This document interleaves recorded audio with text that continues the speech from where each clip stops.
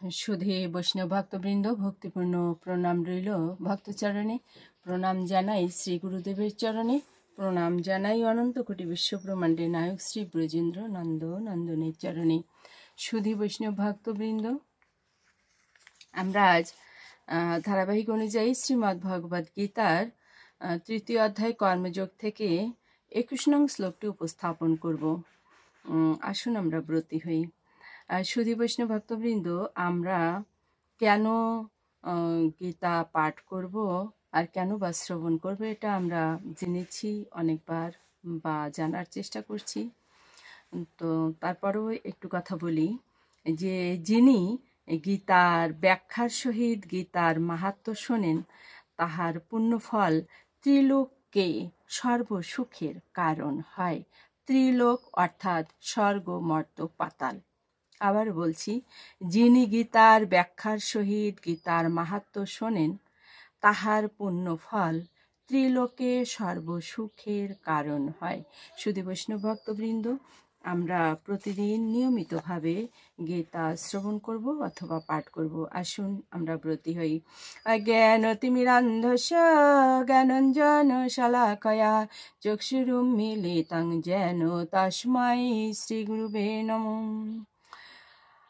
নমো বিষ্ণুপাদায় কৃষ্ণপৃষ্ঠায় ভূতলে শ্রীমতে মহানাম স্বামিনীতে নমামিহে।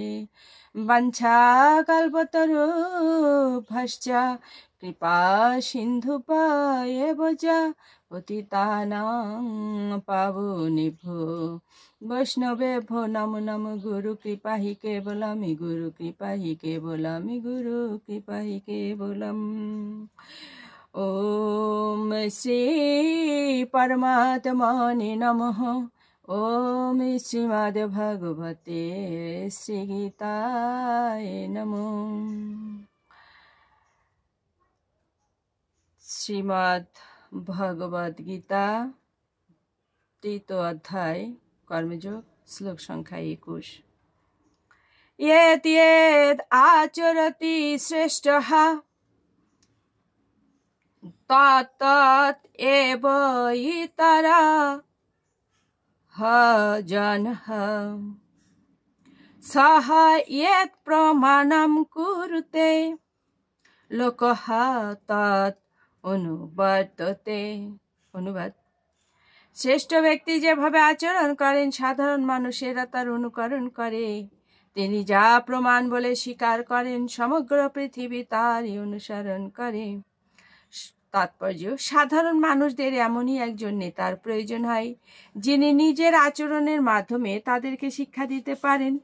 যে নেতা নিজেই ধূমপানের প্রতি আসক্ত, তিনি জনসাধারণকে ধূমপান থেকে বিরত হতে শিক্ষা দিতে পারেন না, বা দিলেও সেটা কেউ গ্রহণ করবে না। শ্রী চৈতন্য মহাপ্রভু বলেছেন, শিক্ষা দেওয়া শুরু করার আগে থেকেই শিক্ষকের সঠিকভাবে আচরণ করা উচিত। এভাবেই যিনি শিক্ষা দেন তাকে বলা হয় আচার্য অথবা আদর্শ শিক্ষক। তাই জনসাধারণকে শিক্ষা দিতে হলে শিক্ষককে অবশ্যই শাস্ত্রের আদর্শ অনুসরণ করে চলতে হয়। কেউ যদি শাস্ত্র বহির্ভূত মন গড়া কথা শিক্ষা দিয়ে শিক্ষক হতে চায়, তাতে কোনো লাভ তো হয়ই না, বরং ক্ষতি হয়। মনুসংহিতা ও এই ধরনের শাস্ত্রে ভগবান নিখুঁত সমাজ ব্যবস্থা গড়ে তোলার শিক্ষা দিয়ে গেছেন, এবং এই সমস্ত শাস্ত্রের নির্দেশ অনুসারে সমাজকে গড়ে তোলাই হচ্ছে মানুষের কর্তব্য। এভাবেই নেতাদের শিক্ষা এই ধরনের আদর্শ শাস্ত্র অনুযায়ী হওয়া উচিত। যিনি নিজের উন্নতি কামনা করেন, তার আদর্শ নীতি অনুসরণ করা উচিত, যা মহান আচার্যরা অনুশীলন করে থাকেন। শ্রীমদ্ ভাগবত বলা হয়েছে, পূর্বতন মহাজনদের পদাঙ্ক অনুসরণ করে জীবনযাপন করা উচিত, তাহলেই পারমার্থিক জীবনে উন্নতি লাভ করা যায়। রাজা, রাষ্ট্রপ্রধান, পিতা ও শিক্ষক হচ্ছেন স্বাভাবিকভাবেই নিরীহ জনগণের পথ প্রদর্শক। জনসাধারণকে পরিচালনা করার মহৎ দায়িত্ব তাদের উপরই ন্যস্ত হয়েছে। তাই তাদের উচিত শাস্ত্রের বাণী উপলব্ধি করে শাস্ত্রের নির্দেশ অনুসারে জনসাধারণকে পরিচালিত করে এক আদর্শ সমাজ গড়ে তোলা।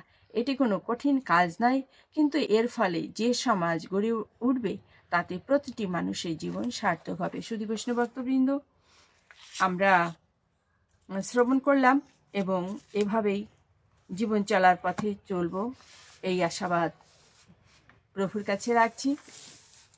আসুন মাহাত্ম্য বলে আমরা বিশ্রামে চলে যাব। ওম শ্রী পরমাত্মনে নমঃ। ওম শ্রীমদ্ ভগবতে শ্রী গীতায় নমঃ। গঙ্গা গীতা চ সাবিত্রী সীতা সত্যা পুতিব্রতা ব্রহ্মাবলীর ব্রহ্মবিদ্যা ত্রিসন্ধ্যা মুক্তি গেহিনী অর্ধমাত্রা চিতানন্দা ভবং নিভ্রান্তি নাশিনী বেদত্রয়ী পরানন্দা তত্ত্বার্থ জ্ঞান মঞ্জুরি। ওম তৎসৎ। ওম নমো ভগবতে বাসুদেবায়। নমো ভগবতে বাসুদেবায়। শ্রীমদ্ ভগবতে শ্রী গীতায় নমঃ। শ্রী গীতায় নমঃ। ওম শান্তি, ওম শান্তি, শান্তি শান্তি।